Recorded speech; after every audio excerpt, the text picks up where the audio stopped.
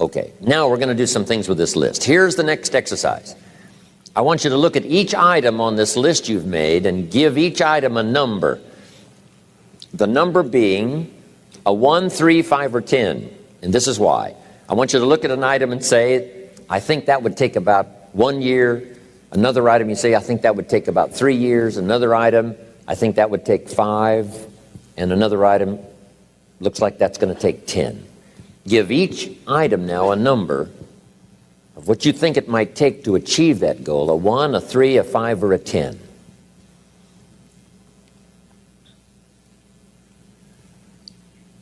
Just somewhere close, doesn't have to be exact. That's about a 1, that's about a 3-year goal, that's about a 5-year goal, that's about a 10-year goal.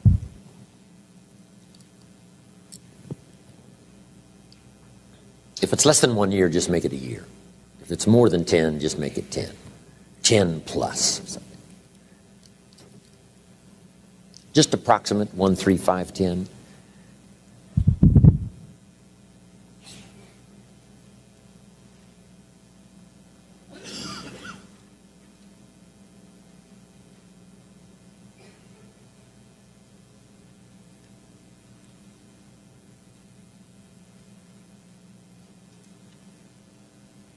If you finish early, you can add some more to your list. Running a marathon. Now, as soon as you've given each item a number, I want you to now go through and count them. How many 1s, how many 3s, how many 5s, how many 10s? And then just make a little list of those numbers. How many 1s, 3s, 5s, 10s? This is going to be interesting.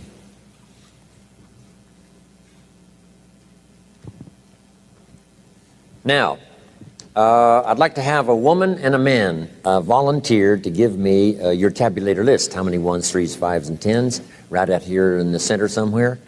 Yes, sir. Would you stand up and give me your numbers? How many 1s? 7 1s. How many 3s? 12 3s. 17 5s. Thank you very much. Now that's a bit unusual. How many of you had no 10-year goals? Okay, quite a few, right? Isn't that interesting?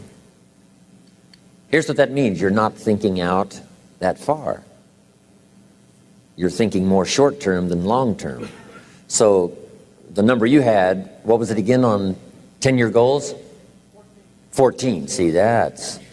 If someone had 0, someone had 14, that's a lot of difference in thinking long range. So that's all that's for, is just to help you to think more long range. Now, I need a woman to give me a list. Yes, ma'am. How many 1s? What is it? 23. Wow, that's pretty good. How many 1s did you have, sir? 7. Isn't that interesting? Okay, 3s, how many 3s? 16 3s, 5s, 7, and 10s. 10 10s. Wow, you've been busy. Okay. She's done this workshop before, so she knew what was coming. See, that's pretty good. But now you get what I'm talking about? No 10-year goals means you're not thinking out quite that far. And it wouldn't hurt, you know, within the next year to start stretching on out there, 10, 15, 20 years away, what you'd like to be accomplishing and what you'd like to have when that time frame finally rolls around. Okay. Now, make these notes. When you've accomplished some goals, you need some more to accomplish.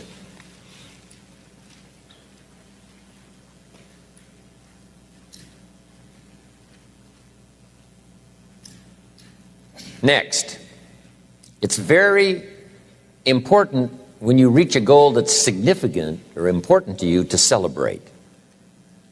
So just jot that down. Celebrate a significant accomplishment. Or it doesn't have to be that significant. If it's important to you, it doesn't have to be world-changing or life-changing. If it's just a goal that's really important to you, you finally reached it. Celebrate. Now, hopefully on your list of goals, you had some family goals. And if the family together finally reaches a goal, jot this down, celebrate with the family.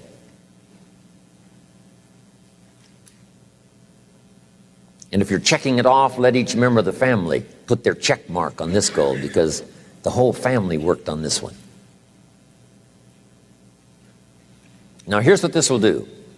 It will help each member of your family to make a longer list of goals. Wow, if we can accomplish this, think of what else we could do. The same is true of you individually. When you accomplish something, check it off, celebrate. It'll help you to grab your list, wherever it is, and say, hey, if I can get here, I can double that original list. So celebration creates excitement to develop a longer list. You also need goals ongoing. When the early astronauts went to the moon, some of them, when they came back from the moon, had psychological problems. Some of them drank too much, got into other difficulties. And one of the reasons is, where do you go now that you've been to the moon? So here's what they did later. They made sure that the astronauts later, who came back from the moon, had plenty of projects to keep them busy after they had been to the moon. And the same is true of you and me. Goals, after you've reached them, another list. After you've reached those, another list. My father lived to be 93. You can't imagine the goals he had. One of his goals when he was 92 was to get his driver's license renewed. Guess what he got it renewed for? 4 years. At age 92, he got his driver's license renewed for 4 years. Now, he didn't live long enough to... If he'd have thought about it more, I think he would have lived 2 or 3 more years just to make sure he filled all that out. So he only lived to be 93, but at 92, got my driver's license renewed for 4 years. You can't imagine. He used to show his driver's license around everybody. Unbelievable. So, goals to replace goals that you've achieved, on and on. The rest of your life. Because the philosophy we discussed yesterday was what? How far should you go? As far as you can. How many books should you read? As many as you can. How many friends should you make? As many as you can. How much should you earn? As much as you can. That's it. What should you try to be? All you possibly can. And that's the purpose of this exercise, is just to stretch you, get you to think, get you to wonder, get you to ponder. I wonder what might be possible. If I could get everything I wanted, what would that be? Now here's the next exercise. Okay, jot down the question. On your list of 1-year goals, which are the 4 most important? Of your 1-year goals, which are the 4 most important?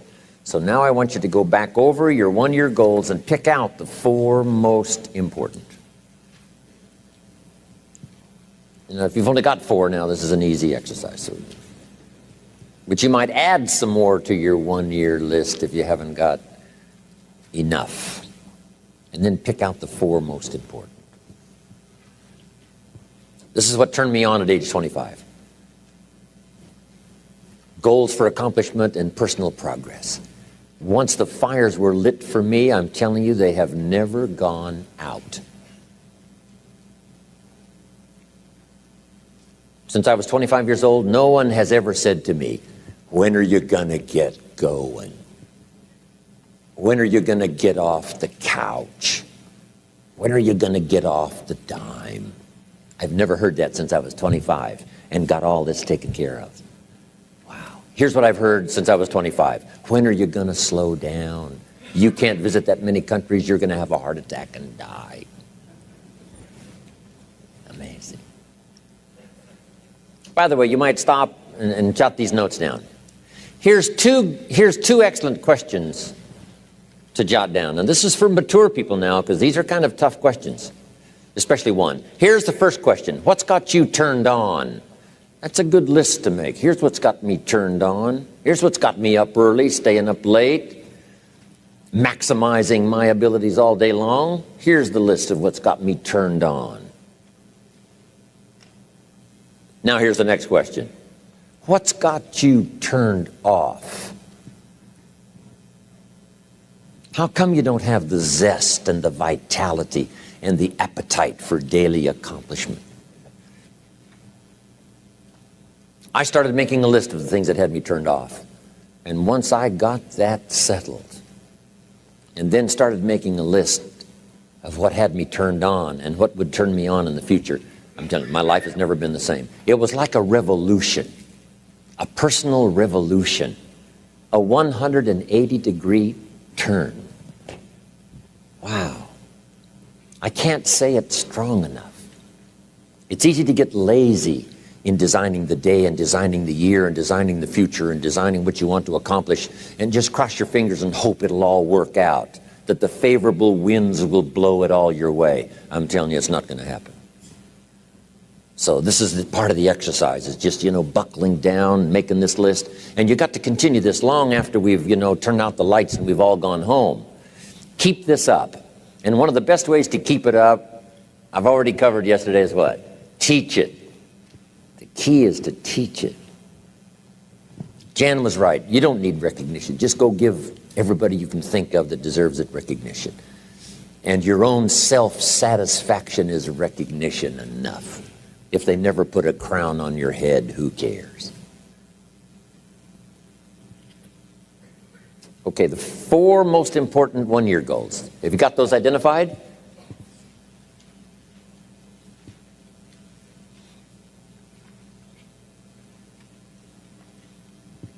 Okay, now here's the next exercise. This will take now just a little bit of time. And the question is why? Why are those 4 goals important to you? Because the why is very important. And I'm going to give you some notes on that a little bit later.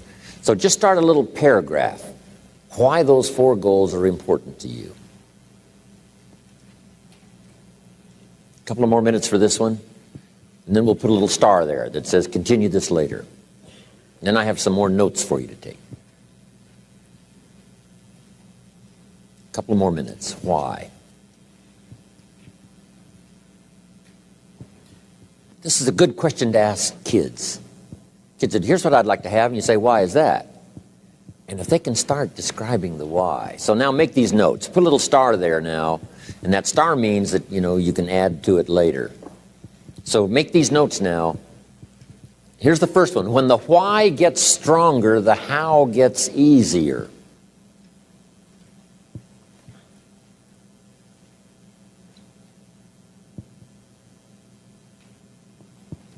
When the why gets big, powerful, strong, how seems to be so much easier.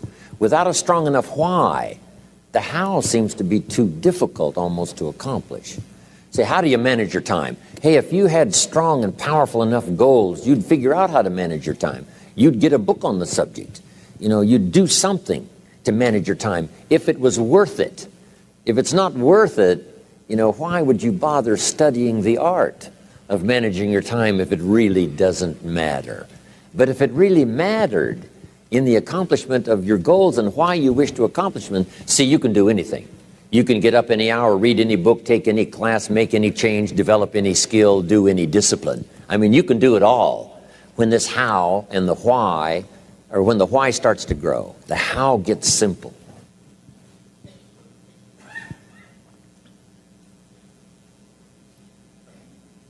Excellent question to ask children. Why? What for? Little note. Maybe one of your goals was to have $1 million home on the hill overlooking Snake River Valley. Okay. That'd be a good goal. $1 million home. Here's the next question. What for? What for? I mean, a house is a house is a house with bricks and wood and walls and roof. The key, yes, $1 million home, that'd be wonderful, but what for? So now jot this down.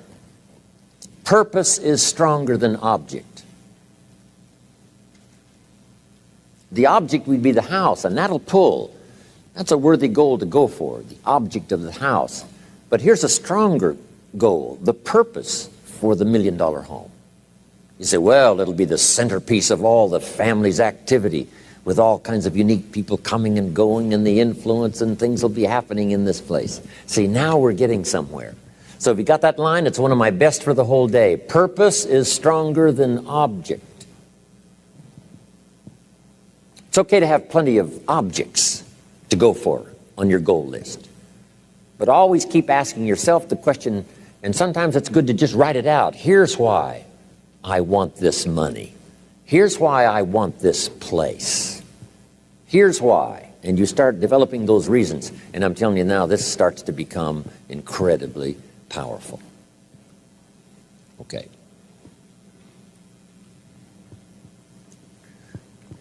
Now here's some more notes. Some of your goals should be personal development. The person you wish to become.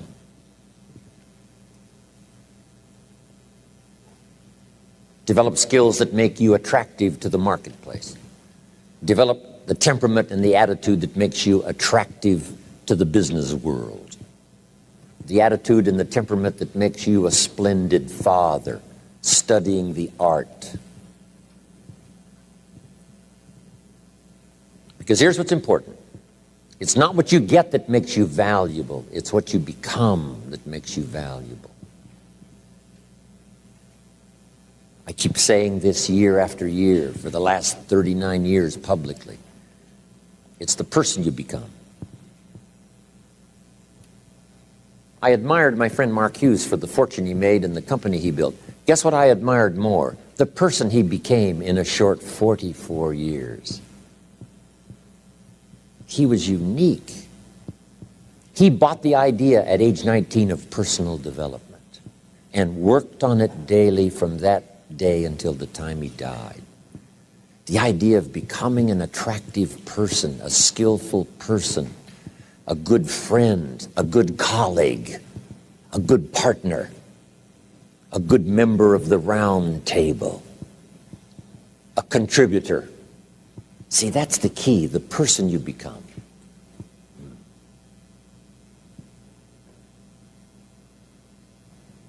Okay, now here's the next exercise. Isn't this good stuff? I mean, I'm telling you, this stuff changed my life, altered the course of my life. From milking cows to sitting on this stool. Incredible. What a journey. And part of the explosive stimulation started when I met Earl Schoaf. And he asked me, have you got a list of goals? And I said, no. And he said, then I can guess your bank balance. I thought, whoa. I immediately started studying the art. And the art and the accomplishments of it helped to change my life and qualified me to come and speak to you today. Right? You got to be qualified, right? Invite 1,000 people to come, hear what you've got to say. It's unbelievable. But all of this journey, happened for me.